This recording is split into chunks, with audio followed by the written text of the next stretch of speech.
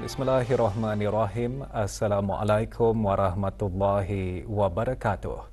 Upacara penurunan bendera besar negara Brunei Darussalam sempena sambutan ulang tahun Hari Keputeraan Kebahdulian Maha Mulia Paduka Seri Baginda Sultan dan Yang di-Pertuan Negara Brunei Darussalam ke-78 diadakan kemarin. Acara berlangsung di kawasan lapang Kompleks Yayasan Sultan Haji Hassanah Bolkiah, Bandar Seri Begawan.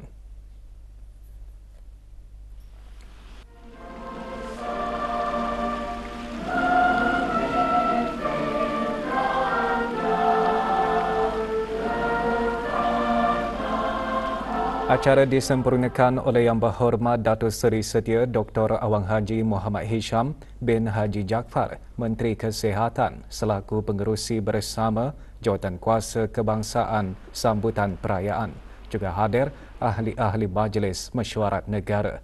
Upacara penurunan bendera besar negara menandakan berakhirnya tempoh pengibaran bendera peribadi bagi pengiran-pengiran dan mereka yang dikurniakan gelaran dan bendera negara Brunei Darussalam bagi orang ramai termasuk di bangunan-bangunan dan premis-premis perniagaan.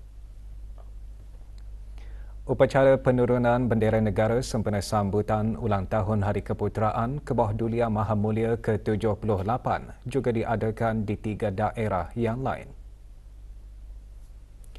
Di daerah Blaid, upacara diadakan di kawasan Taman Persiaran Menara Cendera Kenangan, Kuala Blaid. Bendera diserahkan kepada Awang Muhammad Syazwan bin Noordin, penolong pegawai daerah Blaid. Juga hadir Yang Berhormat Awang Saleh bin Haji Osman, Ahli Majlis Mesyuarat Negara.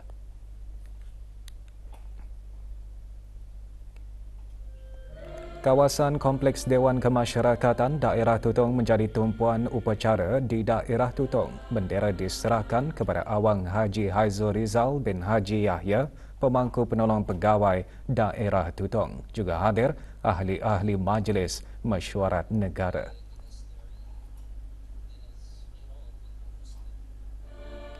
Di daerah Tempurung pula, upacara diadakan di kawasan lapang Taman Perayaan Pekan Bangar.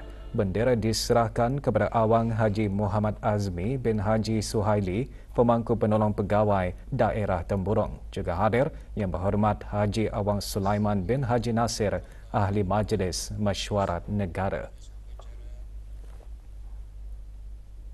Pelbagai jenis masakan diketengahkan sepanjang Festival Makanan Singapura diadakan di Restoran Anjong Saujana, Lapangan Terbang Antarabangsa Brunei Brakas. Festival dianjurkan oleh Kulinari Diraja Brunei RBC dengan sokongan Suruhanjaya Tinggi Singapura dan Lembaga Pelancongan Singapura.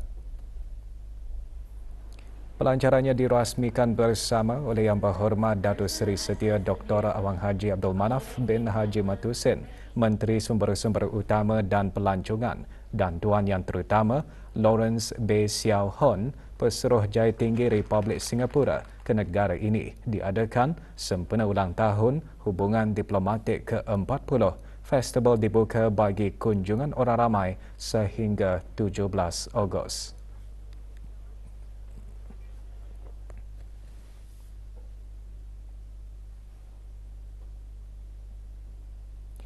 Kepentingan inisiatif kerjasama serantau dalam usaha pemulihan bagi individu-individu yang terpengaruh oleh ajaran ekstremis, khususnya dalam golongan belia, adalah diperlukan. Perkara itu ditekankan oleh Timbalan Menteri Sekuriti dan Undang-Undang di Jabatan Perdana Menteri semasa mesyuarat Sab Wilayah mengenai pencegahan keganasan dan keselamatan transnasional SRM kali kelima yang berlangsung di Bali, Republik Indonesia.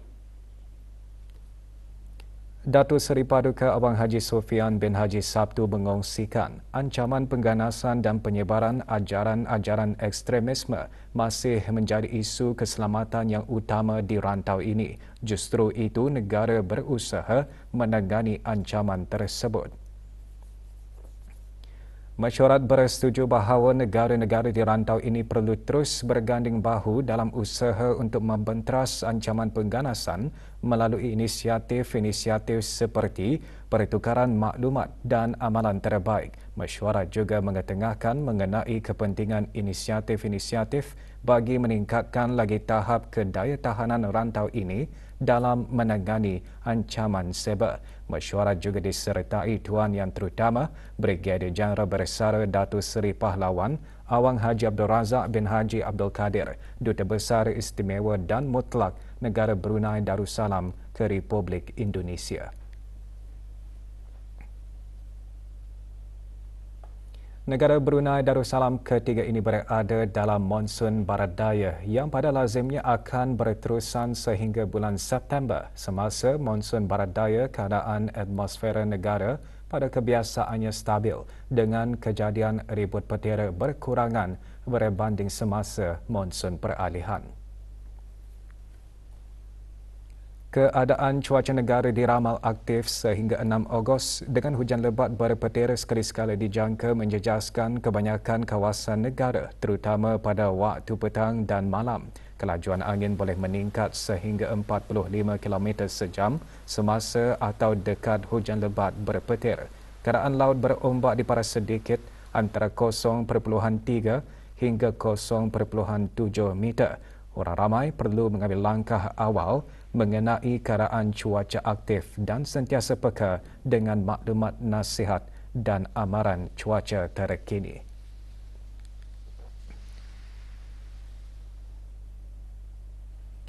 Kedutaan Republik Filipina di negara ini malam tadi mengadakan acara Notes of Friendship sebagai menandakan hubungan diplomatik antara negara Brunei Darussalam dan Republik Filipina selama 40 tahun melalui muzik. Majlis berlangsung di sebuah hotel di Bandar Seri Begawan. Hadir Dayang Dr. Siti Nurhalbi binti Haji Walsal Fela, Timbalan Setiausaha Tetap Kebudayaan di Kementerian Kebudayaan, Belia dan Sukan. Kedutaan Republik Turki mempromosi kursus bahasa Turki untuk semester 1 sesi akademik 2024-2025. Acara diadakan di Universiti Islam Sultan Sharif Ali, UNISA. Hadir Tuan Yang Terutama Profesor Dr. Hamid Ersoy, Duta Besar Istimewa dan Mutlak Republik Turki ke negara ini. Antara pengisian promosi pameran kebudayaan alami budaya Turki yang mengetengahkan bahasa, kaligrafi serta mengenai negara itu sendiri. Kursus bahasa Turki dianjurkan bersama oleh Pusat Penataran Ilmu dan Bahasa UNISA dan Institut Yunus Emre Turki dengan sokongan Kedutaan Republik Turki di negara ini.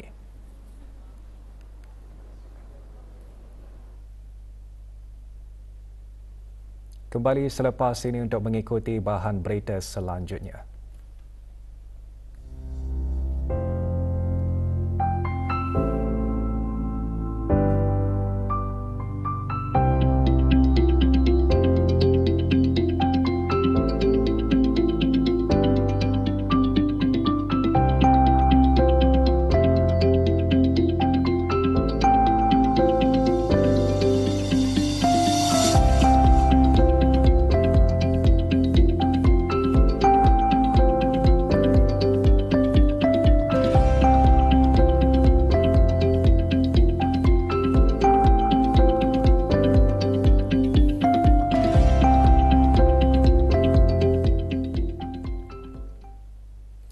Bahagian Hal Ehwal Muslimah Jabatan Hal Ehwal Masjid dengan kerjasama Jawatankuasa Takmir Masjid Duli Raja Isteri Pengiran Anak Damit Mukim Kilanas mengadakan bacaan Ratib Al-Atas dan Tazkirah sempena sambutan ulang tahun Hari Keputeraan Kebawah Duli Yang Maha Mulia ke-78.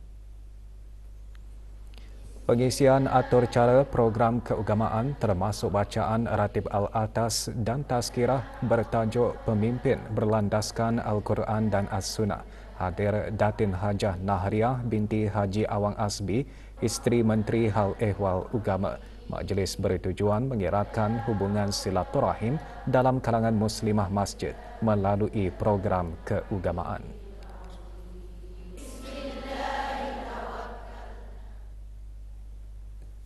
38 peserta bengkel E2 Sol 2024 bagi belia Islam Mabims berakhir dengan majlis penyampaian sijil dikendalikan oleh Bahagian Perhubungan Awam Antarabangsa dan Mabims, Kementerian Hal Ehwal Agama.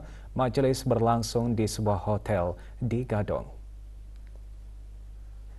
Penyampaian sijil disempurnakan oleh Awang Haji Muhammad Rosli bin Haji Ibrahim, Setiausaha Tetap Kementerian Hal Ehwal Agama. Bengkel melibatkan 22 peserta dari negara Brunei Darussalam, 5 peserta dari Republik Indonesia, 6 orang dari Malaysia dan 5 orang dari Republik Singapura.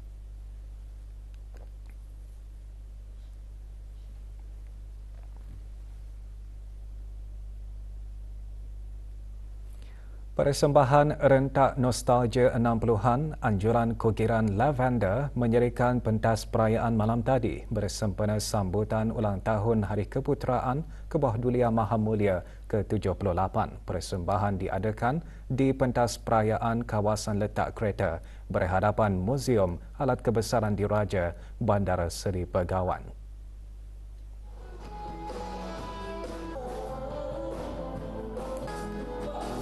Dengan bertemakan 60-an rentak kita, persembahan bertujuan untuk memertabatkan lagu-lagu 60-an.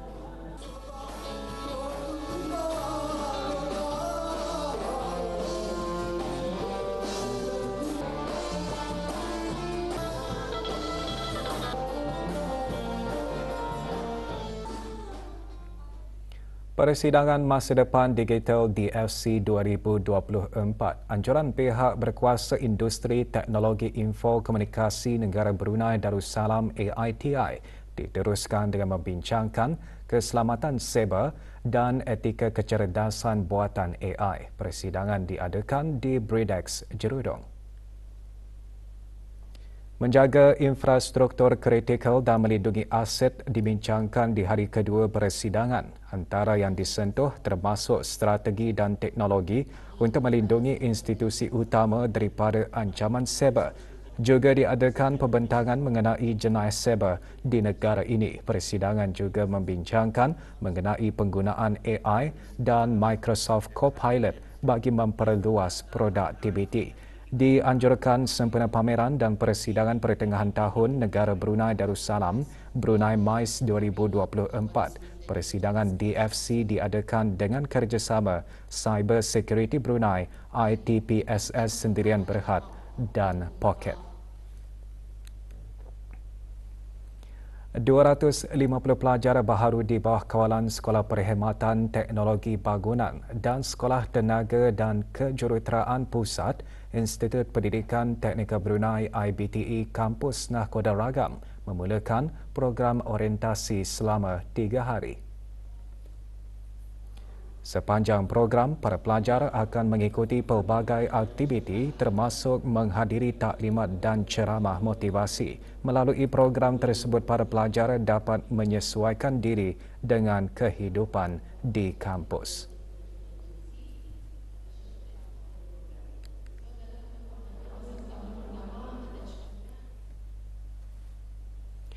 Bagi memupuk kepimpinan, menggalakkan kerjasama serantau dan meningkatkan kemahiran pembangunan komuniti dalam kalangan pemimpin muda dari negara-negara anggota ASEAN, sekumpulan pemimpin muda yang mewakili negara Brunei Darussalam bertolak ke Bangkok, Thailand untuk menyertai program memperkasa belia di seluruh ASEAN EYAA.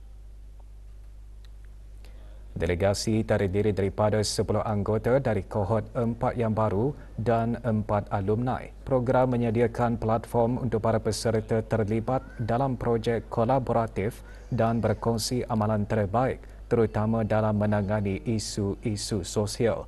Sepanjang berada di Bangkok, delegasi akan terlibat dalam beberapa bengkel dan pertukaran budaya. 17 buah syarikat tempatan dikenakan denda oleh Mahkamah Magistrate kerana gagal mematuhi Seksyen 52 Akta Cukai Pendapatan Penggal 35 iaitu gagal untuk menghadapkan penyata cukai pendapatan bagi tiap-tiap tahun kawangan dari tahun 2015 hingga tahun 2019.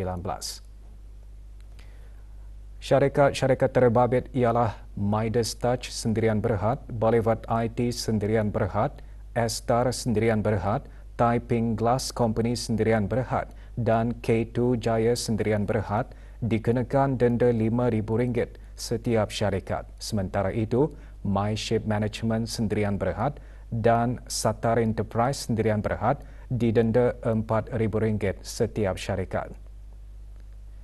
KSY Sendirian Berhad dan Has Nornah Enterprise Sendirian Berhad didenda RM3,000 setiap syarikat. 88 Timber Products Manufacturer Sendirian Berhad dan MRMJ Sendirian Berhad pula didenda RM2,000 setiap syarikat. SM Sendirian Berhad, Daya Falcon Energy Sendirian Berhad, Lanchin Sendirian Berhad, Nur Jumanah Department Store Sendirian Berhad, NRK Sendirian Berhad dan Ezanil Sendirian Berhad didenda RM1,000 setiap syarikat. Pendaftaran bagi peperiksaan Sijil Perdagangan Brunei SPB bagi bulan Oktober 2024 mula dibukakan hari ini 1 Ogos hingga hari Sabtu 21 September. Kementerian Pendidikan melalui Jabatan Peperiksaan memaklumkan pendaftaran peperiksaan adalah dibukakan kepada calon-calon yang berdaftar di bahagian pendidikan lanjutan dan calon-calon persendirian. Borang pendaftaran dan keterangan lanjut boleh diperoleh di kaunter Jabatan Peperiksaan Pusat Perkhidmatan setempat Kementerian Pendidikan semasa waktu pejabat dibuka.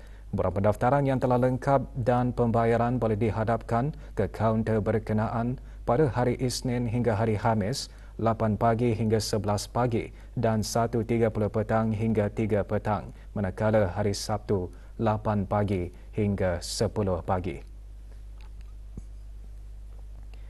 Jejambat Brakas di Lebuh Raya Sultan Hassanah Bolkiah Halagadong akan ditutup sementara bermula 11 malam ini sehingga 7 Ogos 2024.